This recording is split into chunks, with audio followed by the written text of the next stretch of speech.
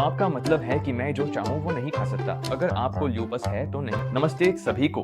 मैं डॉक्टर चानू दासरी हूँ। मैं अपने क्लाइंट्स को माइंड इम्यूनिटी मेथड का उपयोग करके उनकी इम्यून इन्फ्लेमेशन और पाचन संबंधी समस्याओं को हल करने में मदद करता हूँ। इस क्लिनिकल अप्रोच ने हजारों मरीजों को उनके लक्षणों से छुटकारा दिलाया है। कुछ को तो सिर्फ 6 हफ्तों में, वो भी बिना किसी जटिल या महंगे इलाज के। इस वीडियो में मैं आपको बिल्कुल बताऊंगा कि ल्यूपस के लिए किन खाद्य पदार्थों से बचना चाहिए ताकि आप तेजी से सूजन को उलटना शुरू कर सकें। मैं कुछ वैज्ञानिक शोध की समीक्षा करूंगा और विस्तार से बताऊंगा कि मेरे मरीज अपने आहार को कैसे बेहतर बनाते हैं ताकि वे अपने लक्षणों को दूर कर सकें। यह सामग्री जिसे आप देखने वाले हैं मेरी माइंड कट इम्यूनिटी अकादमी से सीधे ली गई है, जहां आप जैसे लोग सीखते हैं कि अपने ल्यूपस के लक्षणों को हमेशा के लिए कैसे हराया जाए, भले ही डायग्नोसिस स्पष्ट न हो। मैं बस इतना कहना चाहता हूं, हर कोई अलग होता है और यह जानने के लिए कि आपका शरीर क्या सहन कर सकता है और क्या नहीं, एक फूड जर्नल रखना बहुत फायदेमंद होता है। खाने की मात्रा और लक्षणों की निगरानी करना ल्यूपस की गंभीरता को ट्रैक करने के लिए बहुत जरूरी है। अब आप केरा और माईफिटनेसपाल जैसी ऐप्स का भी इस्तेमाल कर सकते हैं ताकि समय के साथ अपनी प्रगति देख सकें। मेरे अनुभव में कई सालों तक यह करने के बाद कुछ खास खाद्य पदार्थ बार बार मेरे क्लाइंट्स में ट्रिगर के रूप में सामने आते हैं और मैं इनमें से कुछ आपके साथ साझा करना चाहता हूं ताकि आप सतर्क रह सकें। हम 4 विशेष खाद्य समूहों पर चर्चा करेंगे जो ल्यूपस जैसी स्थितियों में इम्यून इन्फ्लेमेशन को ट्रिगर कर सकते हैं। मैं आपको बताऊंगा कि किन चीजों से सावधान रहना है और किन चीजों से बचना है।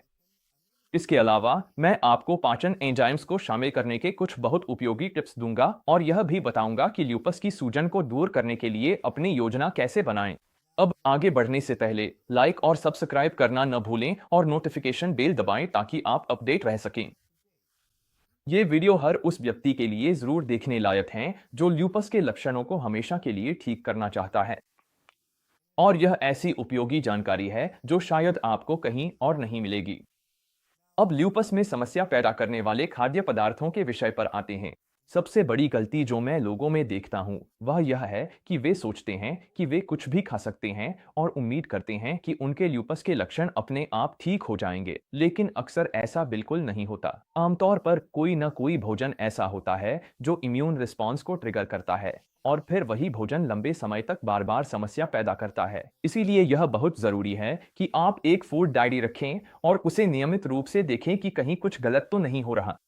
यह देखकर हैरानी होती है कि अगर आप थोड़ा ध्यान दें तो कितनी सारी समस्याएं आसानी से टाली जा सकती हैं। और आप सोच रहे होंगे तो ल्यूपस के लिए ये समस्या पैदा करने वाले खाद्य पदार्थ कौन से हैं? जैसा कि मैंने पहले कहा, हर किसी का शरीर अलग होता है, लेकिन कुछ साल पहले छपी इस रिसर्च आर्टिकल में दिखाया गया है कि बदला हुआ आंतों का वातावरण ल्यूपस में देखी जाने वाली सूजन से बहुत करीब से जुड़ा हुआ है।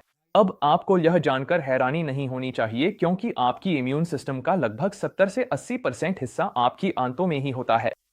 तो जब आपको ल्यूपस जैसी कोई इम्यून बीमारी होती है तो आपको देखना चाहिए कि आपकी आंतों में क्या गड़बड़ है। कुछ खाद्य पदार्थ जब वे सही से नहीं पचते तो वे इम्यून सिस्टम की तीव्र प्रतिक्रिया को ट्रिगर कर सकते हैं। सूजन की शुरुआत आंतों से होती है, इसलिए सूजन ठीक करने के लिए आंतों को ठीक करना जरूरी है। इससे पहले कि हम शुरू करें, अगर आप ल्यूपस के लिए अपनी आंत ठीक करने को लेकर गंभीर हैं तो एक फ्री ट्रेनिंग देखें जिसमें मैं आपको रणनीतियां बताता हूं जिनसे मेरे ल्यूपस क्लाइंट्स ने 6 हफ्तों के भीतर सफलता पाई है। आप इसे वीडियो के नीचे दिए लिंक पर देख सकते हैं। यह लिंक आपको ल्यूपस को रिवर्स करने की फ्री ट्रेनिंग प्राप्त करने में मदद करेगा। आपको जानने के लिए सारी जानकारी वहीं मिल जाएगी, जिसमें एक फ्री गाइड भी शामिल है जिसमें खास डाइट संबंधी सुझाव और ढेरों मददगार केस स्टडीज हैं उन लोगों की जो आपकी ही तरह अपनी बीमारी को हमेशा के लिए ठीक कर चुके हैं और अब स्वस्थ हैं। केस स्टडीज इसलिए कीमती हैं क्योंकि आप देख सकते हैं कि असली लोग जिनको सूजन थी वे सिर्फ कुछ छोटे बदलाव करके अपनी हालत में कैसे सुधार ला सके। इस ट्रेनिंग के साथ आपको एक पूरा अमल करने लायक गेम प्लान मिलेगा कि आप यह सब घर पर कैसे कर सकते हैं। बस पेज के ऊपर अपना ईमेल डालें और शुरू हो जाएं। अब आइए बात करते हैं कि किन खाद्य पदार्थों से बचना चाहिए। मैंने यह वीडियो पहले रिकॉर्ड किया था और इसमें बताया गया है कि कैसे कुछ जटिल प्रोटीन हमारे इम्यून सिस्टम को ट्रिगर कर सकते हैं। हम अपने आहार में प्रोटीन खाते हैं। यह कई स्रोतों से आ सकता है, चाहे वह पौधों से हो या जानवरों से।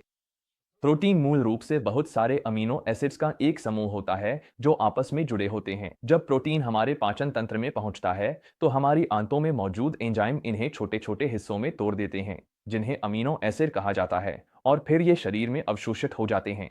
इन आंतों के एंजाइम्स को प्रोटेस कहा जाता है, और इसका महत्व यह है कि कभी कभी प्रोटेस अपना काम पूरी तरह नहीं कर पाते, जिससे हमारे आंतों और रक्त प्रवाह में बड़े प्रोटीन कण लंबे समय तक बने रहते हैं। ऐसा क्यों होता है? दरअसल कुछ प्रकार के प्रोटीन को तोड़ना मुश्किल होता है। साथ ही प्रोटीन को तोड़ने के लिए पर्याप्त प्रोटेस भी नहीं हो सकते। प्रोटेस एंजाइम हमारे शरीर द्वारा बनाए जाते हैं, लेकिन ये कई प्रकार के पौधों में भी पाए जाते हैं। जैसा कि आप पहले से जानते हैं, आंत एक बहुत बड़ा प्रतिरक्षा अंग है। तो ये अधपचे प्रोटीन विदेशी खतरे के रूप में दर्ज होते हैं और एक प्रतिरक्षा प्रतिक्रिया उत्पन्न करते हैं।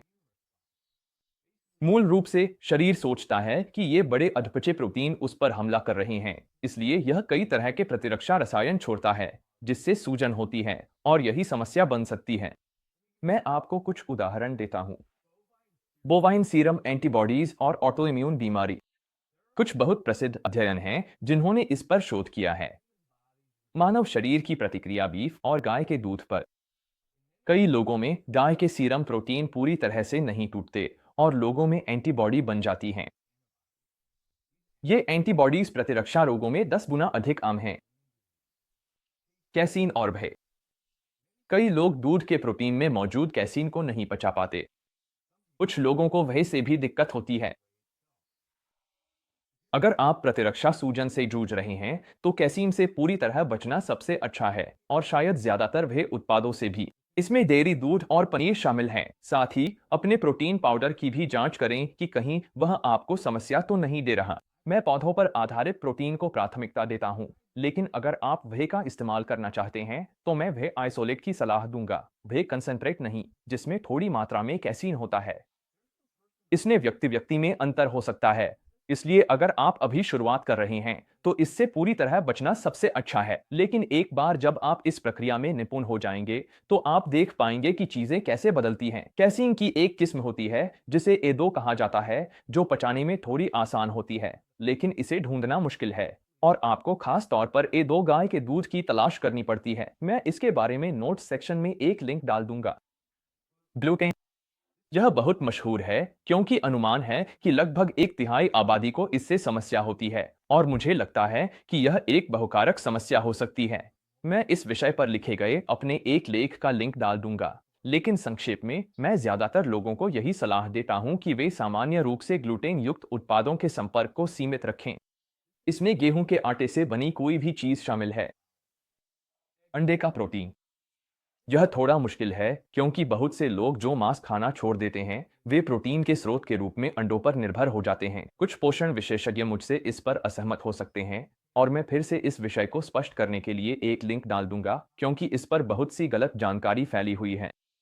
कई अध्ययनों से प्राप्त आंकड़े दिखाते हैं कि अंडे का प्रोटीन शरीर में एक मजबूत प्रतिरक्षा प्रतिक्रिया को ट्रिगर कर सकता है, खासकर उन लोगों में जिनको प्रतिरक्षा सूजन संबंधी विकार हैं। लेकिन हर व्यक्ति में ऐसा नहीं होता। मेरा सुझाव है कि इसे कुछ महीनों के लिए या थोड़े समय के लिए बंद कर दें, ताकि देख सकें कि इससे कुल मिलाकर कोई फर्क पड़ता है या नहीं। अंडे की सफेदी को कभी कभी सही समय आने पर फिर से आहार में शामिल किया जा सकता है, और मैं स्पष्ट करना चाहता हूँ, मैं यह नहीं कह रहा कि ये खाद्य पदार्थ खराब हैं। मैं जो कहना चाहता हूं, जब आप शरीर में सूजन कम कर रहे हैं और आप इसे बहुत जल्दी करना चाहते हैं, तो सबसे अच्छा तरीका है कि इन प्रकार के प्रोटीन को अपने आहार में थोड़े समय के लिए सीमित कर दें। आप अपने सबसे बड़े भोजन के साथ एक प्रोटीज एंजाइम सप्लीमेंट लें। आप पौधों से भी प्रोटीज प्राप्त कर सकते हैं। यहां उन खाद्य पदार्थों की सूची है जिनमें प्रोटीज पाया जाता है। अंकुरित अनाज और माइक्रोग्रीन्स में शायद इसकी सबसे अधिक मात्रा होती है। अन्य में शतावरी, कुट्टू, जापानी पगोडा, एवोकाडो, पपीता, अनानास, खीरा, लहसुन, नारियल, अलसी के बीज, स्पाइरुलिना, अंजीर, क्लोरेला, अदरक की जड़ और एलोवेरा शामिल हैं। पौधों में ऐसे एंजाइम होते हैं जो प्रोटीन को तोड़ने में मदद करते हैं। बड़े अपचित प्रोटीन हमारे पेट में अवांछित प्रतिरक्षा प्रतिक्रिया को उत्तेजित करते हैं, इसलिए जितना अधिक वे एंजाइमों द्वारा टूट जाते हैं उतना ही बेहतर होता है। जो एंजाइम प्रोटीन को पचाते हैं उन्हें प्रोटीज कहा जाता है, और पौधे फलों के पकने और अंकुर के विकास में मदद के लिए प्रोटीज बनाते हैं। हम इन्हें स्वस्थ रहने के लिए इस्तेमाल करते हैं, यह तो स्पष्ट है। इन एंजाइमों के नामों में सेरापेप्टेस, नाइकोकिनेस, कैटालेस, ब्रोमेलैन और पपाइन शामिल हैं। ये तो बस कुछ उदाहरण हैं। हमारे आहार में हमें ये एंजाइम शायद ही पर्याप्त मात्रा में मिलते हैं, जब तक कि हम बहुत अधिक माइक्रोग्रीन्स या अंकुरित अनाज न खा रहे हों। इसी वजह से अगर आपको इम्यून इन्फ्लेमेशन है तो आपको प्रोटीन सप्लीमेंट लेने पर विचार करना चाहिए। इस श्रेणी के अगले एंजाइम हैं कोएंजाइम Q10, जो हरी और पत्तेदार सब्जियों में पाया जाता है, लेकिन आप इसे सप्लीमेंट के रूप में भी ले सकते हैं। मुझे उम्मीद है कि आप यहाँ एक पैटर्न देखना शुरू कर रहे होंगे। हरी और पत्तेदार सब्जियां यहाँ कई फाइटो श्रेणियों में बहुत महत्व रखती हैं।